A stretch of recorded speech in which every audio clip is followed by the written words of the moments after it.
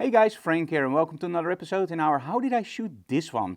And this one is so cool. I love this effect. Now, before I show you the image, don't you just love that old glamour photography? That Greta Garbo, Harcourt, George Harrell. Oh man, that's awesome, right? That hard quality of light, that harsh quality, that shadows. Okay, let's cut to the chase. This is the image we're going to talk about today, but it's only the start of the image. So let's start.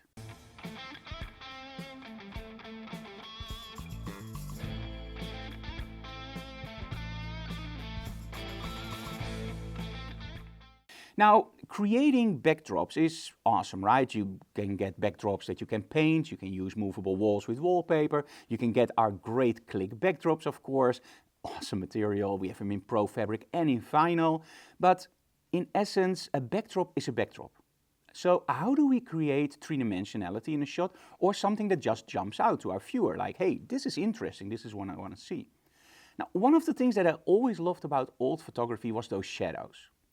And just to give you an idea, think about a horror movie from the 20s or the 30s. When somebody walks up the stair, it isn't scary because he or she walks up the stair, it's because of that shadow lit from below with those big Fresnels, those large shadows. Think about Nosferatu, that hand. Isn't that super scary with the shadow?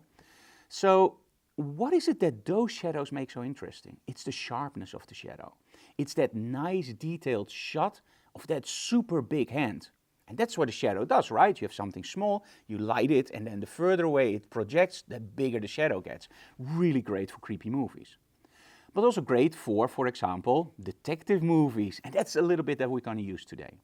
We all know the private eyes, right? They look through the Venetian blinds outside to the damsel in distress, a little bit of rain. You get the idea, right? It's a moody shot. But how do you create those very, very sharp and defined lines in your shadows? Well, I tried it a few times when I started out with photography. I saw it, I can do that. Let's take a softbox. And I immediately found out that, yeah, I can't do this because it doesn't work with a softbox. The thing is that you have to realize is shadows are built by edge transfer. And the edge transfer becomes harder if the light source is further away. But there's something else. The model or the subject has to be really close to the object that casts the shadow.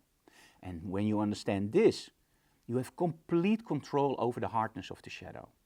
So in this case, we are placing a light source with an open reflector very far away from our model. I'm using a grid inside to steer the light because with this distance, if I don't use a grid, the whole studio will be lit. And that means that we also have spill light falling under the area that I want lit. And we don't want that in this case. So using a grid. This is also why you should always buy different kinds of grids. Now, the grids differ in depth or in grading. And it means you can have grids that spread out this, but also this, and also this, and also this. The reason why you should have different grids is because with setups like this, you are moving your light a lot. Because when you place them far away, the shadow is really sharp. Maybe your client doesn't want the shadow to be really sharp. So you move the light closer. And that means that the shadow becomes slightly softer. The closer you get, the softer the shadow. There's also another trick. Maybe your client doesn't want to stand next to the Venetian blinds, but a little bit further away and still want harsh shadows. That means you have to light far, far away because you have to make that distance great. In other words, this distance means that the model has to be this close to your object that casts the shadow. But if you want your model to be standing there, your light source has to be all the way over there. That's why we love having a big studio. So, for this setup, open reflector aimed at the Venetian blinds. Now we also wanted, of course, the Venetian blinds to cast a shadow on our backdrop. And that means that I have to place it further away to also create nice harsh shadows on the backdrop and not just on our model. Now the first shot was okay. I really liked the triangle look and it's okay, but we've done that many times before. I also liked the idea that at one point she held a rose. And then I started thinking, wouldn't it be really cool to give a little bit of red in that shot? Because red is an emotional color, we have a rose. And of course, with all the shadows, it almost looked a little bit monogrammatic with just a red rose. And it looked nice, but I thought, let's add some extra lighting. And because it's a workshop, yeah, of course, extra lighting. Now, when we add extra lighting, we have a few options. You can, of course, use lighting as a fill-in light. That means that you can literally see the lighting and it's there as an accent light. For example, you can place it on the other side, create one red side of your model, and the other side is just monochromatic. You can also move the red to the other side and create fill-in light with that red or use a lens flare.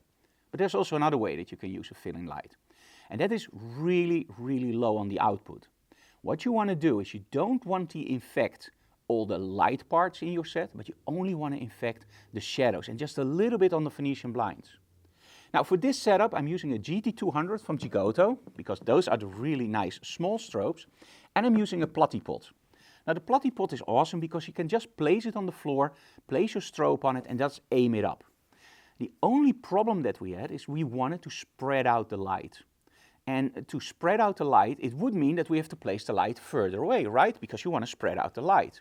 But if you place the light further away, I have to raise the output. And that means that I have a lot of scatter light from the ceiling, I have a lot of scatter light from the sides, and of course the light will spread out more from that distance. And that just destroys the whole closeness of that shot. So we need something that can spread out that light without really spilling out the light. And that's where our dome from Rogue comes in. This one is awesome for this. The first thing you do is you place your red gel underneath the dome and then you place the dome on top.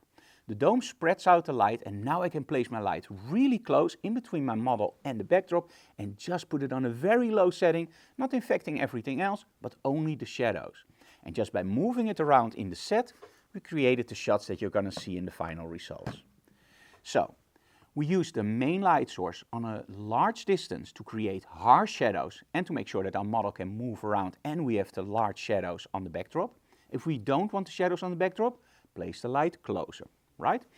But to make it a little bit more interesting, we want to fill up the shadows with the color red. And that's why we're using that Platypod with our Giotto aimed straight up and the Rogue magnetic dome to spread out that light.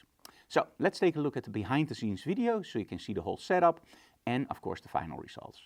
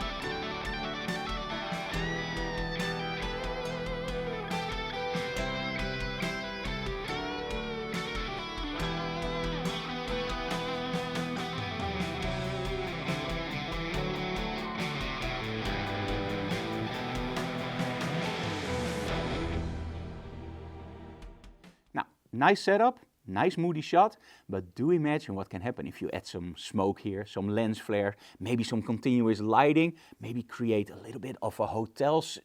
I think we're going to do that for the next video. See you again next time. Bye guys. Oh, you're still here? I'm just looking at YouTube and we are almost hitting 1 million. And that's when I wake up. We need a lot more subscribers. So if you like what we put out, and I know you do because you're still here. So why are you still here? Because you like what we do, right? So join our channel. Tell other people about our channel so we can grow. But most of all, hit that like button and, well, the bell. So the next time we go live, one moment. When we go live, you get a notification, like now my ma's calling. So see you again next time. Bye. Hey Ma, how are you?